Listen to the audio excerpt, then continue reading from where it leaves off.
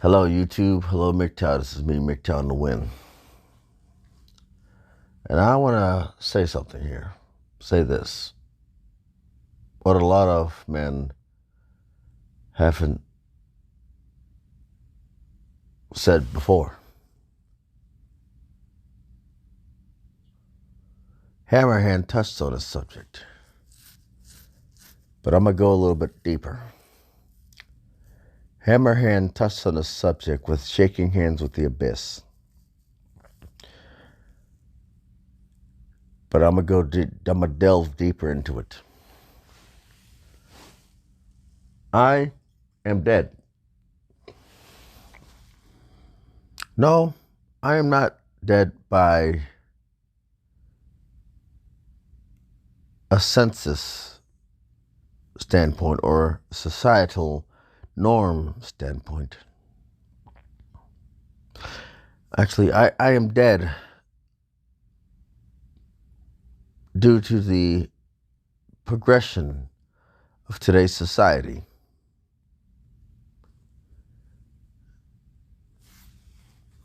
There was no funeral. There was no wake. There was nobody crying.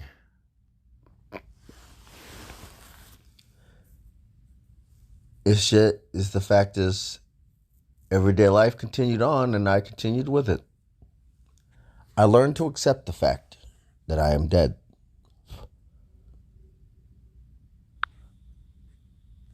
I learned to accept the fact of my death.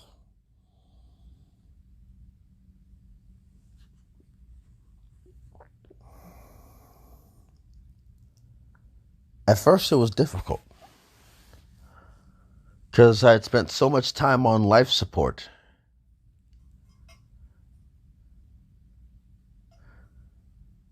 I had spent so much time on life support that when the plug was pulled, I attempted to gasp for air.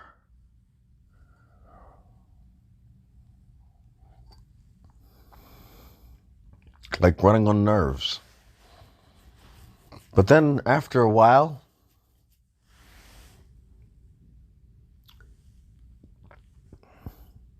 you realize it's not really that bad. And what it is, the life support. I'm going to start off with the life support. I was on life support at a young age.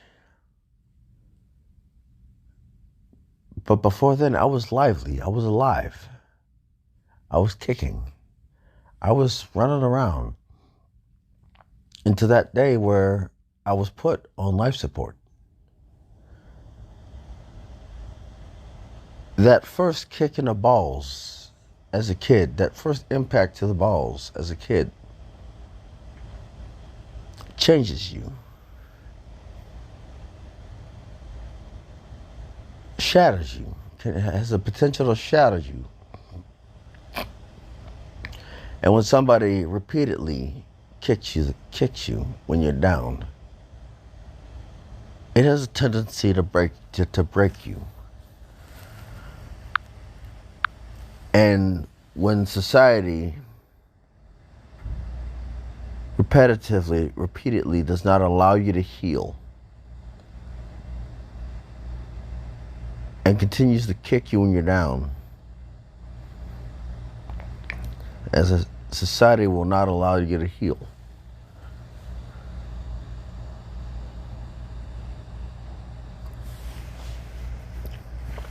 It eventually comes up to you being on a perpetual cycle of life support.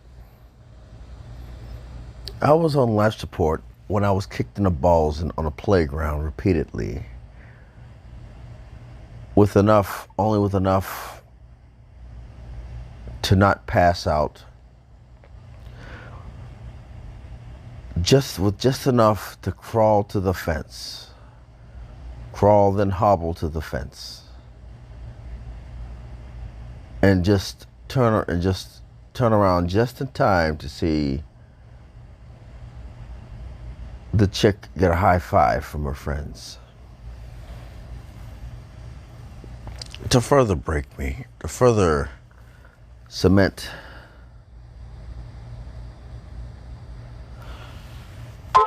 my life support.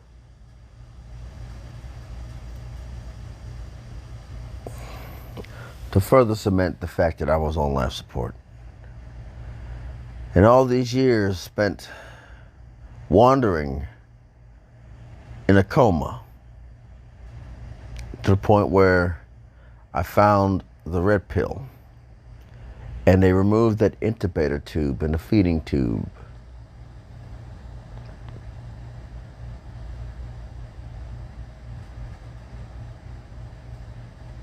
Removed the intubator tube as they watched my body convulse in its final moments,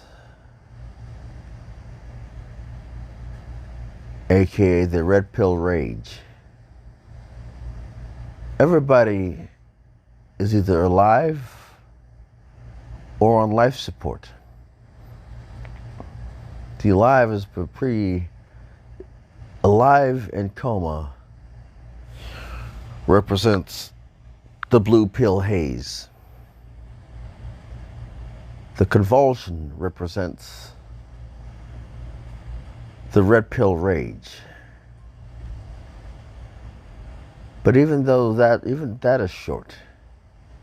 For when you deprive a human of oxygen, they eventually expire. I expired on my deployment. But I did it in a controlled way. My convulsions were not as violent.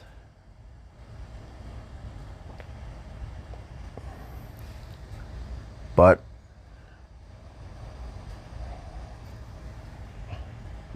your body will come to accept death. And then you expire.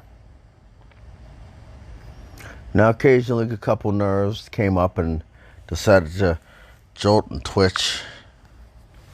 But after that, it's like really nothing. You begin to embrace to embrace the red pill. You begin to embrace MGTOW.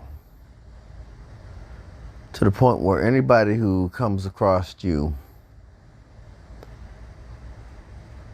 is basically sleeping with a corpse.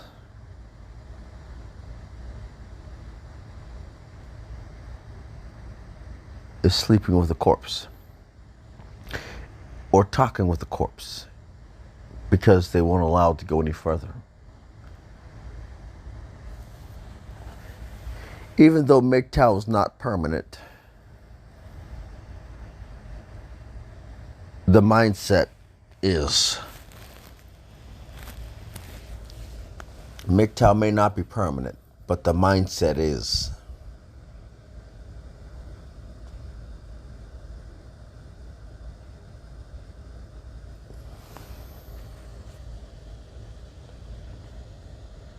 Now, your experiences in MGTOW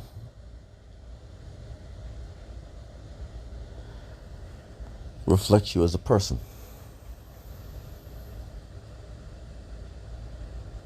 I will not make the first move because I know what making the first move will get me.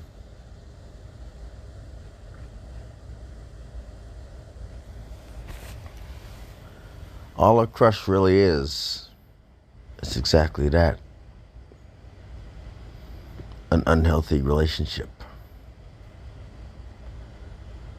You may feel that you may have connected with somebody on a higher level. But that's just chemicals in the brain telling you both to procreate.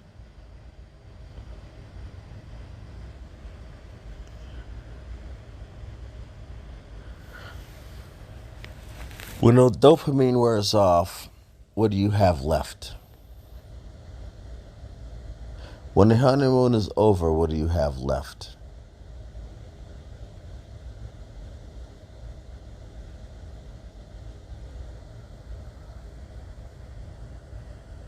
When you now have been with each other for so long, what do you have left?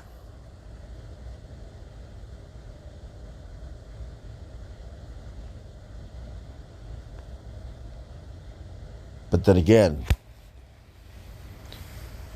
a lot of people's deaths, a lot of people in the manosphere's deaths were not peaceful. A lot of people in the manosphere had violent convulsions before they expired.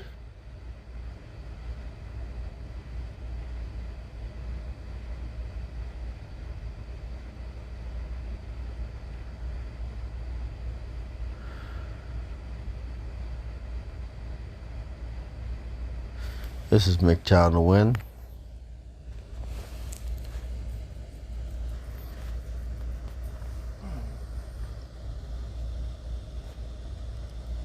Also known as Wind or Windy.